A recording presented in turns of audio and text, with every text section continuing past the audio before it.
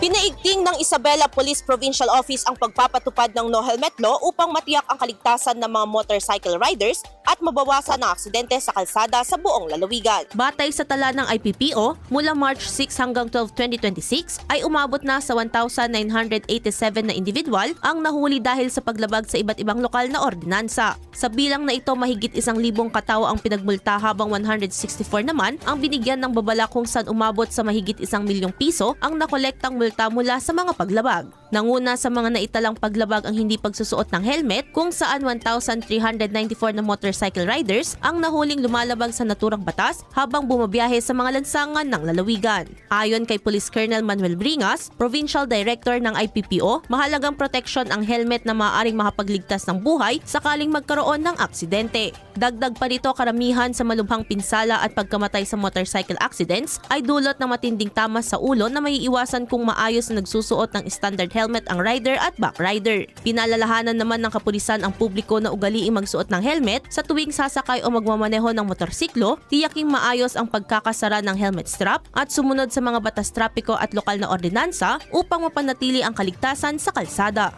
Idol, nanunuyubat humihina ang elasticity o pagbanat ng balat, bumababa ang fat level sa ilalim ng balat, gayon din ng collagen availability sa katawan, kaya naman 50 pa lang mukha ay kulbot na. Para mapigilan ang mabilis na pagtanda, mag-DTX 500 na.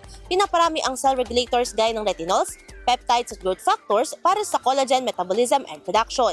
Sa DTX 500, hindi lang balat mo ang magiging makinis kundi ang selula ng iyong buong katawan. Para maging healthy, mag-DTX 500 palagi. Para sa IFM News, ako si Idol Sena Maria Akdang. Idol!